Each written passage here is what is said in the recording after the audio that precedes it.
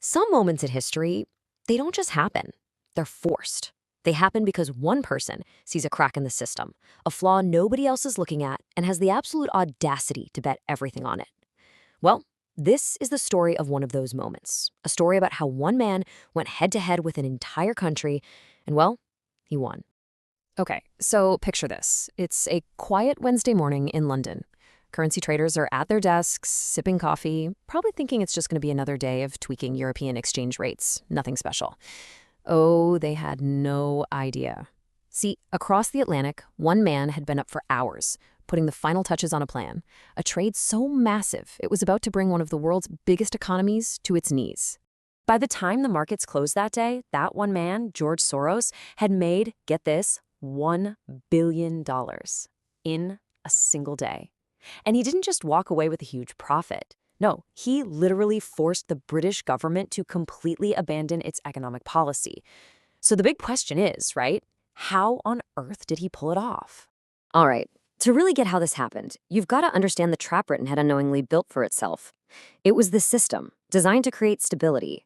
But instead, it became this beautiful but very fragile golden cage. So, this cage had a name, the exchange rate mechanism, or the ERM. You can kind of think of it as an early version of the euro. Britain jumped in back in 1990 thinking, hey, this is our ticket to economic stability. And the rule was simple, really. The British pound had to stay locked in, pegged, at a very specific value against other currencies, especially the super strong German Deutschmark. No major ups, no major downs. And for a little while, you know what? It actually seemed like a great idea. And then reality hit. And it hit hard. A huge global recession slammed the UK, and unemployment just went through the roof. This is where the bars of that golden cage really started to bend. See, normally when your economy is struggling like that, you do one thing. You cut interest rates. You make money cheaper to borrow to get people spending again. But Britain? Nope, they couldn't. And this right here, this shows you the impossible binds they were in. It was a total catch-22. On one side, to save their economy from sinking further, they absolutely had to cut interest rates. But on the other side, to keep their promise to Europe and defend the pound's value in the ERM, they had to keep interest rates high. It was an economic trap. Do you save your people's jobs and break your promise? Or do you peak your promise and let your economy fall apart? Either way, it was going to be a total political disaster. So, here's the key takeaway from all this. The pound's value, it wasn't based on a strong economy anymore, not at all. It was basically floating on air, held up by just one thing, the government's word, a promise that they'd do whatever it took to keep the pound high. And that promise? Well, it was about to face the ultimate test. And you know who notices a flimsy promise like that? A man named George Soros. Now, Soros wasn't your typical Wall Street guy. He was a Hungarian-born Holocaust survivor, and he was as much a philosopher as he was a trader. He looked at markets and didn't just see numbers. He saw human fear, greed, and belief all swirled together. This all came from his big idea, what he called reflexivity theory. The simple version?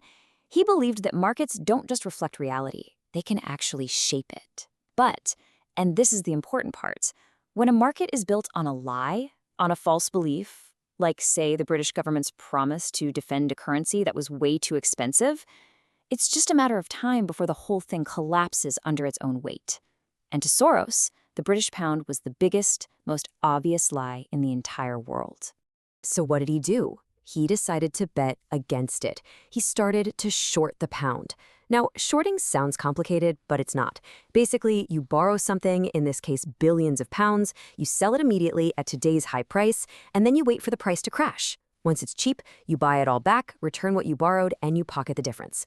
All through the summer of '92, he was quietly, patiently building this massive bet, just waiting for the right moment to pounce. And that moment arrived on September 15th.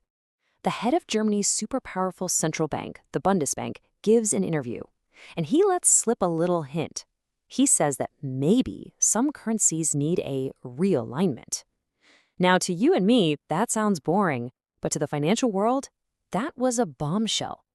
Everyone read between the lines. Germany thinks the pound is too high, and they're not going to lift a finger to help the British defend it.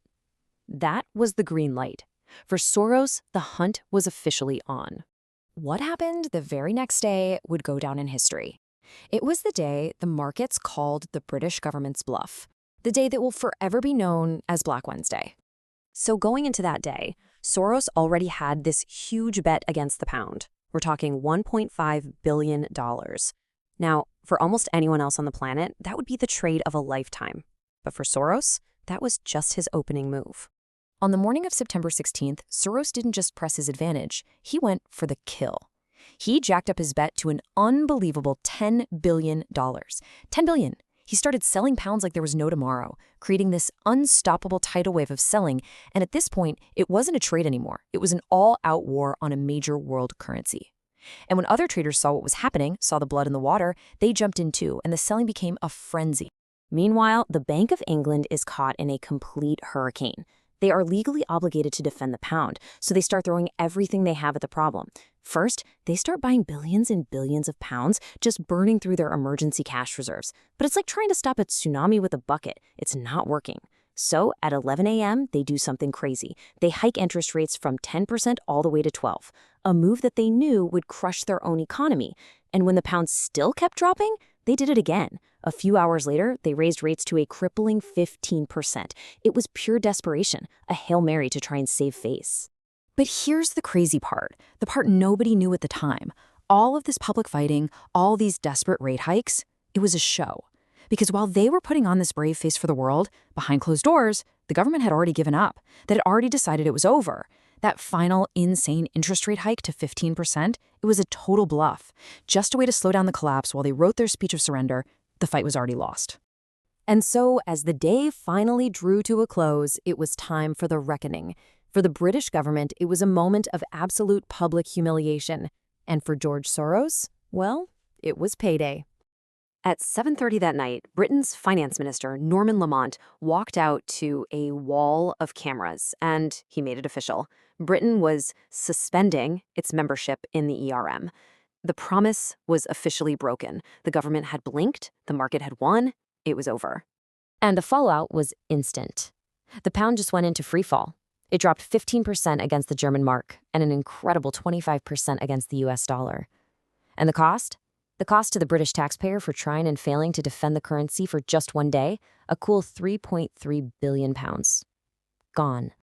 But here's the wild, ironic twist to this whole story. By blowing up their economic policy, George Soros actually helped Britain. By forcing them out of that golden cage, the UK was finally free to do what it needed to do all along, cut interest rates. And with a cheaper pound, British exports suddenly became way more attractive. The economy didn't just avoid disaster, it actually started a long period of strong growth. So, what's the big lesson here? What can we take away from this absolutely incredible financial showdown? What does Black Wednesday really teach us? Well, I think there are 3 big lessons, and they are just as true today as they were then. First, governments can make all the rules they want, but at the end of the day, the market decides what's real. You just can't fight economic gravity forever. Second, a promise from a politician is only as strong as the market's belief in that promise. The moment that belief shatters, the promise is worthless. And finally, and this is a big one, Soros didn't cause this collapse. The system was already broken, held together with tape and a hollow promise. He just showed up and exposed it for what it was. So it really all boils down to one fundamental question. What happens when a government's promise slams into market reality? In the battle between political willpower and pure economic force, who wins? Well, on September 16th, 1992, we got a very clear and a very, very expensive answer. George Soros was forever known as the man who broke the Bank of England. But his work wasn't done. Oh no. Just 5 years later, he'd take this exact playbook and he'd run it again. Not against a country this time, but against an entire continent. And Asia? Well, Asia never saw it coming.